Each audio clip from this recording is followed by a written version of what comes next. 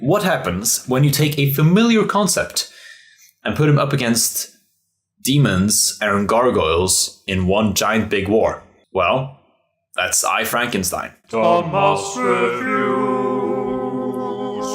I, Frankenstein. So there are a couple of things of this movie that both confused me and made me slightly annoyed. This movie is about Frankenstein's monster being created at the very start of the movie, and then he's thrown into this war between demons and gargoyles. And demons, if they die, they descend down, and then gargoyles beam up. The movie first starts at around 1800 or so, where Frankenstein's monster has killed his creator and is burying him in a graveyard. And then suddenly out of nowhere, there's a demon. And there's another demon, and they're surrounding him. And he starts fighting these demons, and then it turns out that if he's got a cross, he can, kill them with that, because that's sacred or something like that. And then come the gargoyles, who also wants to fight. And just one point I want to make about the demons and the gargoyles there. The demons look like a mix of the goblins from Harry Potter and the Green Goblin from Spider-Man 1. It is very generic. And suddenly we jump 200 years later, where it's modern day Earth, and this war is still going on, and it's been going on for 200 years. So when we get to the future, the demons want to they want Frankenstein's monster, basically. That's all I'm going to say. I'm not going to spoil anything, in case you want to see this movie. My biggest issue with this is the fact that nobody noticed the fact that this war has been going on for 200 years.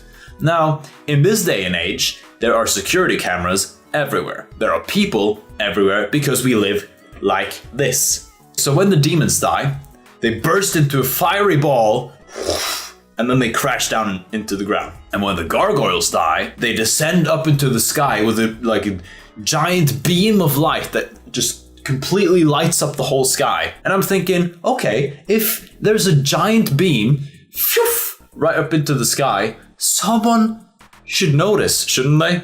It's like every time there's a lightning strike, people notice. It's not like, what was that? What was that? I don't know.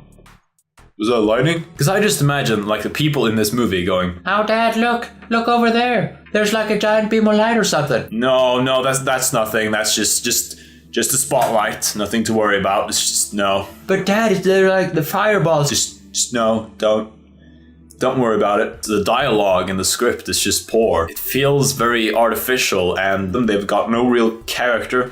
And you can see the actors are trying to do this, but they fail to do so because of the fact that the script is not supporting them enough, and the director hasn't given them enough. Aaron Eckhart is the actor of Frankenstein's monster, and I know that he can act, but this time I feel like he just looked at the Batman movie, and then the director said, "Okay, Aaron, just take a little bit of Batman's voice there and use it as your own, and then just don't act as much as you did." And he's like, "Okay, I will." That's basically what happened to Frankenstein. He turned into Batman. Well, the CGI is okay. It's nothing special, really. We watched this thing in 3D because of an accident. It wasn't supposed to happen, but we turn up to the theater and then it's like, oh, this thing is in 3D. Oh, we didn't know. Okay, well, fine. And it didn't really add anything. So if you want to see this movie, you don't have to bother paying extra for the 3D tickets. No, it's just not worth it. And one other point I want to make is sometimes a movie is so bad that it's good, right? It's so bad that it suddenly gets good. And this movie fails to do so because of the fact that it's so bad, it's just bad.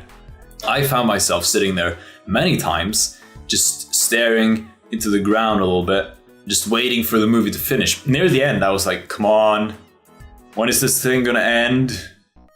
It's boring. So, would I recommend this movie to anyone? If you want to see a movie that you just want in the background, just to have something there playing, yeah, sure, put on I, Frankenstein. It might make for some eye candy, just seeing all the explosions and the demons and gargoyles and beams of light and fireballs or something like that, I don't know. But it's very dark, so, you might get depressed by it. So if you're going out this weekend to watch a movie, I would recommend something other than Frankenstein. Unfortunately, I, Frankenstein does not get Thomas Review's approval, and therefore become a demon for all time. What movies are you planning to watch this weekend? Let me know in the good old comment section. This has been Thomas Reviews. My name is Thomas, and I will see you on Sunday.